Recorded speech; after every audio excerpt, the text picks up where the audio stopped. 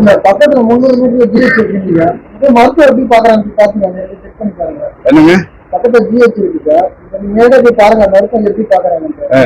ஒரு வாரம் நான் இருந்தேன் சார், ஒரு டாக்டர் வந்து நேரடியா பாக்குறேன், அட்மிட் ஆயிருந்தேன், டாக்டர் வர மாட்டாங்க சார். சரி, ஒரு புகார் கொடுங்க, எந்த டாக்டர் வரல, எந்த வார்டுல நீங்க அட்மிட் ஆகுறீங்கன்னு நடவடிக்கை பக்கத்துல டாக்டர் வரவே இல்லை.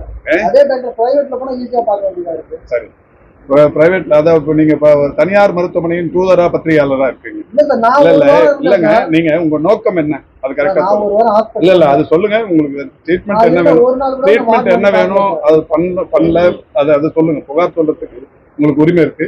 இதை விட தனியார் மருத்துவமனைக்கு போலான்னு சொல்றது அது அந்த நோக்கமா உங்களுக்கு? சரி, வேற எதுவும் இந்த மருத்துவமனையை பொறுத்த வரைக்கும் கூடுதலாக மருத்துவர்கள் இல்ல. இப்ப ஏற்கனவே இந்த மருத்துவமனையில 30 மருத்துவர்கள் இருக்காங்க. இந்த மருத்துவமனையின் தேவைக்கேற்ப மருத்துவர்கள் நியமிக்கப்படுவார்கள். அது மட்டும் இல்ல, இந்த மருத்துவமனைக்கு தேவையான இந்த தூய்மை பணியாளர்கள், இந்த செக்யூரிட்டி, காவல் அந்த பணியாளர்கள்லாம் தற்காலிக பணியிடங்கள் உடனடியாக நிரப்பப்படும். அதையும் தாண்டி இப்போ படுக்கைகள் அதிகரித்திருக்கிற காரணத்தினால் ஒரு விதிமுறைகள் இருக்கு, இத்தனை படுக்கைக்கு இத்தனை பணியாளர்கள் வேணும்னு.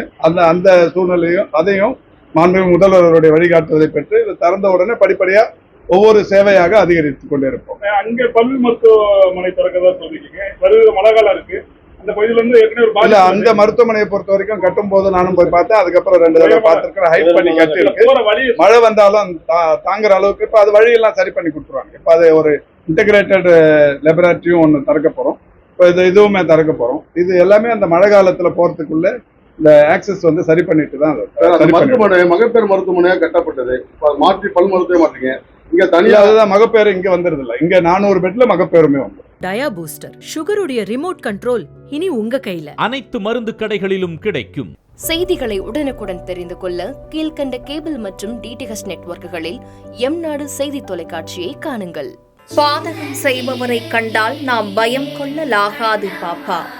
மோதி மிதித்து விடு பாப்பா, அவர் முகத்தில் உமிழ்ந்து விடு பாப்பா.